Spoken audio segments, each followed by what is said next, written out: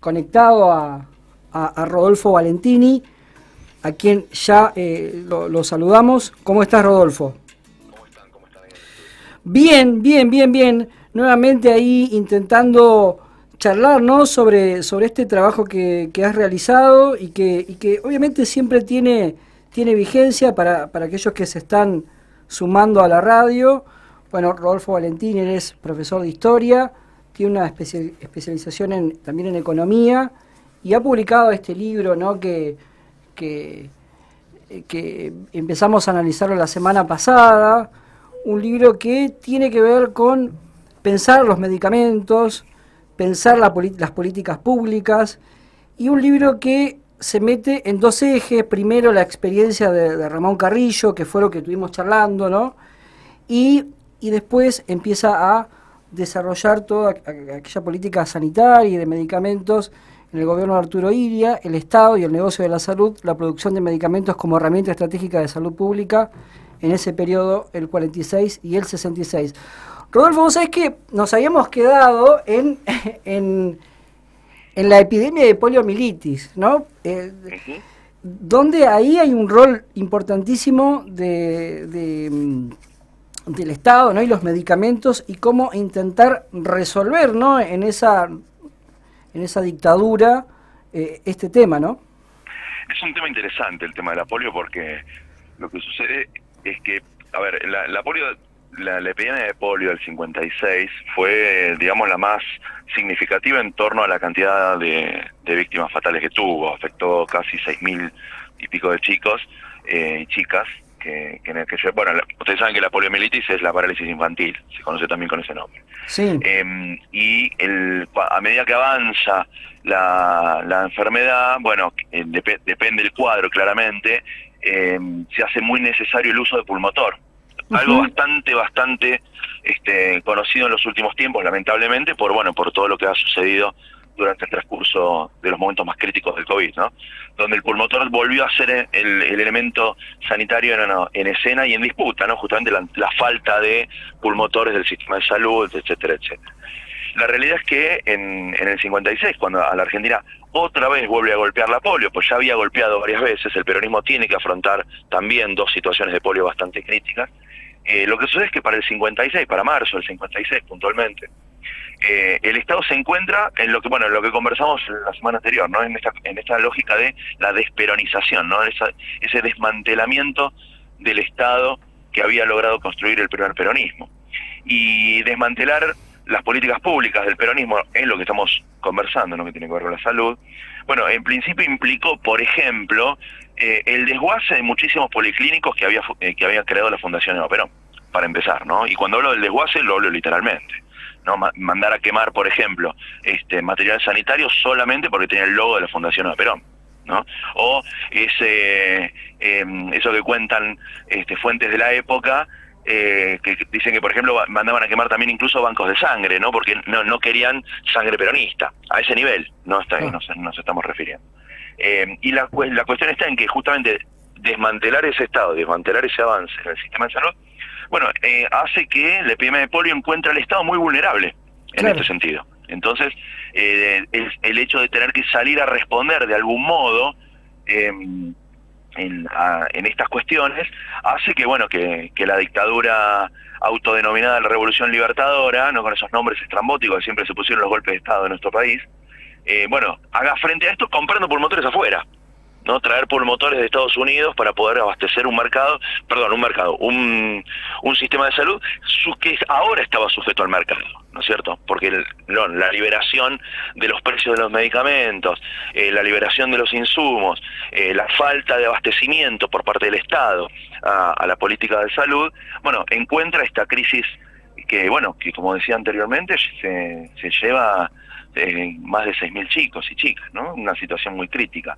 De hecho, se empezó a recurrir a cuestiones que podríamos denominar caseras. Seguramente nuestras abuelas o si tenemos papás y mamás de más de 60 se acordarán de la bolsita del Canfor en el guardapolvo, el hecho de pintar los árboles hasta la mitad con cal para que no... esas cuestiones tienen que ver justamente con la protección de de la epidemia de polio, que estaba avanzando fuertemente, pero lo que demostraba en realidad era ese corrimiento del Estado, que me parece que independientemente de lo anecdótico, lo que hay que discutir justamente, bueno, cómo el Estado decide correrse, porque lo conversamos antes, ¿no? Esa cuestión del Estado presente, Sí. que tiene que ver con una decisión política, ¿no? El tener el Estado presente, pero el Estado ausente no es que el Estado no está, el Estado está, lo que pasa es la decisión política de correrse. Entonces la discusión es que no es que el Estado desaparece, deja de estar, el Estado está, lo que pasa es que está desde un rol mucho más, si se quiere, pasivo, ante, sobre todo en este caso, una política de salud, ¿no? Que trae como consecuencia, bueno, 6.000 y pico de víctimas, ¿no? Bien, hola Rodolfo, te habla Luis. ¿Cómo estás, Luis? ¿Cómo te va? Bien. Vos hablabas un poco del desmantelamiento del aparato en salud en los años de la polio, que no es muy diferente a lo que nos pasó con esto de la prepandemia. Totalmente. Digamos, antes de la pandemia, un Secretaría de Salud en vez de ministerio. Para empezar. Exactamente. O un montón de vacunas venciéndose en depósitos. Entonces, ¿cómo hacemos para, cada vez que cambia un gobierno, hacer que la gente piense en salud sin importar la distinción política? Para vos, que venías estudiando esto desde hace varios años. Sí, es una pregunta interesante para pensar, porque esto que vos decías, ¿no? Primero la reducción administrativa, ¿no? de la injerencia de la salud desde el Estado. Tenemos ministerio, pasamos a una Secretaría de Estado, lo cual habla en realidad de cuál es la orientación política que se le va a dar a la salud. Quitar el rango ministerial implica también una reducción presupuestaria, reducción de injerencia en determinadas políticas. Ya no decide el secretario, sino que decide un ministro que depende del secretario. En el caso era Carolina Stanley la que terminaba decidiendo, que era la ministra de Desarrollo Social. Ahora, esa cuestión tiene que ver, esto que vos traías, ¿no? De las vacunas venciéndose, sobre todo en un contexto donde, recordemos, vuelve a aparecer el sarampión en la Argentina, una enfermedad que aparentemente había quedado en el pasado, y sin embargo no queda en el pasado. ¿Por qué no queda en el pasado? Porque la enfermedad avanza antes justamente del corrimiento del Estado. Y esto tiene que ver con lo que venimos conversando, ¿no? Esa decisión política de correr al Estado, de que el Estado no esté activo en esta materia. Por lo tanto, la enfermedad avanza, porque hay muchas enfermedades que son absolutamente atendibles, e incluso hasta se pueden prevenir, pero sin embargo lo que necesitan es decisión política. Por ejemplo, el cólera, por ejemplo, ¿no? Las cuestiones de la epidemia de cólera en zonas muy vulnerables tienen que ver con sostener la vulnerabilidad de esas zonas, por ejemplo. Tiene que ver con otras cuestiones, pero tiene que haber una decisión política activa, que el Estado esté ahí, ¿no? Resolviendo un problema que es crítico, es realmente crítico. Y el tema del sarampión, por ejemplo, otro, ¿no? Bueno, el sarampión tiene que ver justamente con correr al Estado de la provisión de vacunas en este caso. Y me parece que tiene que ver también con una cuestión que está muy vinculada a los últimos tiempos en nuestro país, ¿no? Donde la sociedad, en el medio de una disputa entre, si se quiere, colores políticos, la sociedad politiza, ¿no? Las cuestiones. Entonces la salud queda también politizada. Entonces cuando aparece una orientación que busca un sistema de salud inclusivo, abierto, transversal, que abarque a la mayor cantidad de población posible, que atienda a los sectores vulnerables, todo eso no se ve como una política pública, se ve como una cuestión política. Entonces empiezan a aparecer, tensiones en torno a esos aspectos que obstaculizan el desarrollo de las políticas públicas. Recordemos, no me quiero extender mucho con esto, pero recordemos, por ejemplo, así un caso muy paradigmático que a mí me llamó profundamente la atención, para mal, que fue el inicio de la pandemia, ¿no? de esta cuarentena, como se le denominó en primera instancia en marzo del 20, cuando el Estado toma una determinación de decretar un aislamiento social preventivo y obligatorio. Los primeros 2 meses había un consenso político para sostener eso. De hecho, esto se ve. ¿Dónde se ve? En la tapa de los diarios. La tapa de los diarios del 20 de marzo, si la buscamos por internet, la vamos a ver que la tapa de todos los diarios era igual. Fondo celeste, al virus lo enfrentamos entre todos. Todos tenían la misma tapa, lo cual hoy parecería impensable.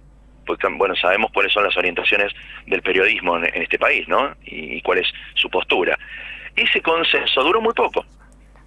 Duró muy poco porque después empezaron a aparecer las resistencias, a tal punto de que recordemos que en la Ciudad de Buenos Aires hubo una marcha donde se quemaron barbijos. Y quemar un barbijo, simbólicamente hablando, es un hecho muy fuerte. Porque el barbijo, ¿qué hace? El barbijo no es que me cuida a mí. El barbijo es para cuidar al otro. Entonces lo que estamos haciendo con quemar un barbijo es, en realidad no me importa el otro.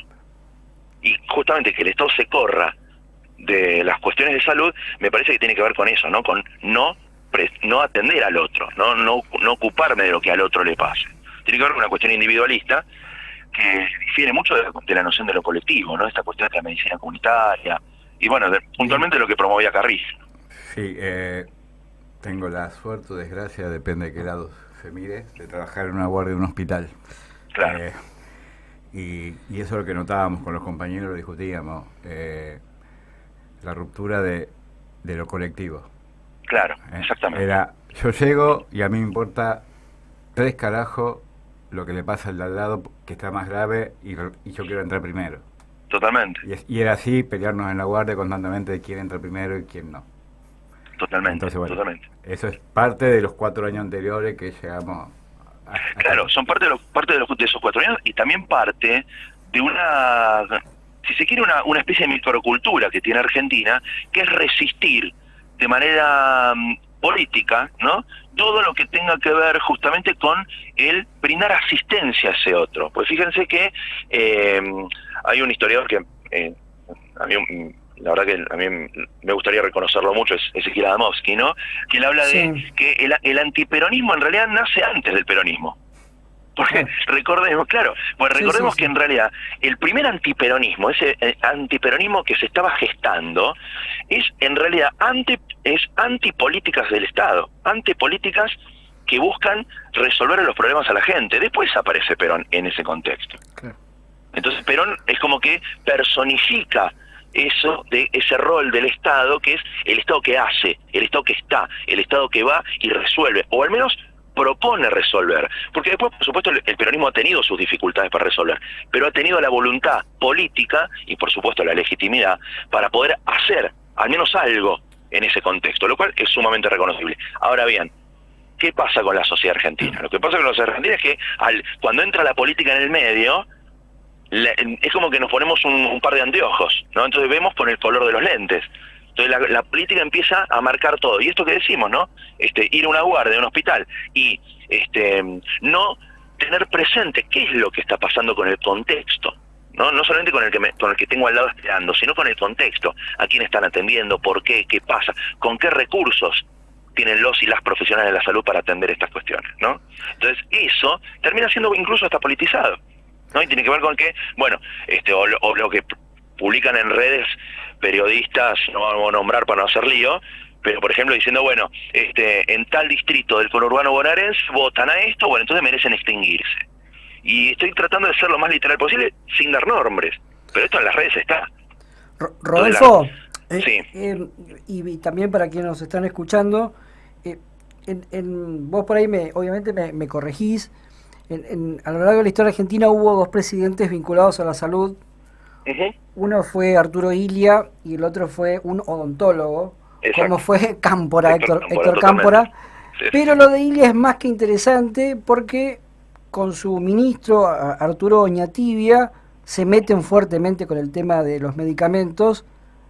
No sé si yo soy un poco extremo, al punto de que casi que le cuesta al gobierno, ¿no? Sí, hay varias cuestiones, porque sí, ese paquete de medidas, pues se conoce como ley Oñatibia, ¿no? Sí. La ley que en nombre del ministro. En realidad fueron 2 leyes, una que se denominaba la ley económica y la otra la ley técnica. Lo que establecían las 2 medidas era la intervención del Estado en la producción de medicamentos, todo lo que tenía que ver con la producción, la cadena de valor de los medicamentos, y por otro lado permitía auditar esa cadena de producción para determinar que los medicamentos fuesen de alguna manera constituidos en razón de lo que los medicamentos determinaban, porque lo que se buscaba era impedir, por ejemplo, que los laboratorios le cambiaran un radical a la fórmula del medicamento e inmediatamente te lo vendieran como si fuese algo novedoso y por supuesto a mayor precio, que es lo que se suele hacer permanentemente en el mercado actual, ¿no es cierto? Todo el tiempo tenemos Sí. medicamentos de venta libre que todos los meses, no todos los meses, pero muy rápidamente cambian y te viene un medicamento nuevo y en realidad ¿qué tiene? Y quizás tiene un poquito más de dosis, quizás le cambiaron el packaging, quizás la publicidad te lo hace otro, y sin embargo eso termina siendo engañoso. De hecho, vale recordar el caso de 2014, Sí. cuando se denuncia ante la ANMAT un medicamento de venta libre, no vamos a decir la marca para no meternos en problemas, Sí, sí, pero sí, sí. cuya publicidad televisiva, con un conductor muy reconocido, fue denunciada justamente por publicidad engañosa, porque era un analgésico que contenía paracetamol, que con toda la comicidad que el conductor le daba al hecho, en realidad lo que ocultaba eran las contraindicaciones que cualquier medicamento tiene, y sin embargo promovía su consumo. O sea que todos podemos ir a cualquier farmacia o a cualquier de estos centros comerciales que parecen ser farmacias y a comprar cualquier cosa, cualquier medicamento, y lo tomamos por recomendación de primos, hermanos, tíos, familia, cualquier otro familiar, publicidades televisivas, radio, redes. Y sin embargo, el medicamento es una cosa que hay que controlar y hay que tener bien en claro cómo tomarlo, cuándo, en qué contexto y demás y demás. Bueno, la ley, una de las leyes del gobierno de Ilia intentaba justamente, monitorear esa cadena de producción para justamente impedir, el abuso de los laboratorios. Y esto, como vos bien planteás, Sí. se da en un momento de tensión extrema de la política, porque se da en un momento donde el gobierno de Arturo Ilia está muy condicionado por un contexto de mucha tensión entre los militares por un lado, que venían de intentar resolver su interna entre azules y colorados, recordemos esa situación, se da en un marco de proscripción del peronismo. Eso también es importante tenerlo presente. O sea que el partido mayoritario todavía estaba proscripto, estaba impedido de participación política, entonces el gobierno de Ilia tiene una legitimidad un tanto cuestionable. Ahora, el rol de Ilia ante esto me parece que va en paralelo a todo este contexto de tensiones que estamos conversando. Porque la política de Ilia tiene que ver, incluso como médico, como político él, ¿no? Esta idea de una visión comunitaria de la medicina, el hecho de atender, de resolver los problemas de la sociedad, y encima nombrando a Arturo Beñatiglia, que viene de una escuela sanitarista similar a la que promovía Carrillo, en un contexto donde el desarrollismo como estrategia económica empezaba a dar algunos resultados en materia económica, Arturo Ilia avanza en ese sentido, ¿no? Y la intervención del Estado en la producción de los medicamentos, por supuesto, generó que los precios se controlaran, porque se buscaba fijar también esos precios, ¿no? O sea que fue una doble intervención. Fue la idea de intervenir en lo que tiene que ver con la cadena de producción y, por otro lado, con la distribución en términos de precios. No en la cuestión de producción, como habíamos discutido el martes pasado. Porque para el año 63, cuando asume Ilia, la producción de medicamentos estaba en manos de los laboratorios internacionales. Porque la ley de inversiones extranjeras de Frondizi había promovido mucho la presencia de los laboratorios extranjeros, la estrategia de Mesta, esa impronta peronista, se quedó como un poco en la nebulosa, y Arturo Ilia avanza en este sentido. Ahora avanza e inmediatamente encuentra resistencias en los laboratorios nacionales, en los laboratorios extranjeros, en la oposición, e incluso hasta en el exterior. Van a recordar que en el gobierno suizo, por la presión de empresarios farmacéuticos, interviene ante el Club de París para frenar la renegociación de la deuda externa argentina. Tal cual. A ese nivel. Rodolfo, te agradecemos muchísimo por tu presencia en estos dos programas. La verdad que interesantísimo, porque es un tema que, como a veces nos gusta decir, por ahí más popularmente, te rompe un sistema de salud y te rompe la economía de un país, básicamente, ¿no? Claro. Y es tan importante, ¿no? Porque el otro día terminamos con Carla, la verdad que se abren un montón de llaves con el tema de los medicamentos y la industria. Así que, te mandamos un fuerte abrazo desde aquí, desde Sanos de la Azotea. Un abrazo para todos y todas, y gracias por la invitación. Abrazo muy grande. Otro. Bueno, hasta aquí, ¿no? Pasó Rodolfo Valentini haciendo este repaso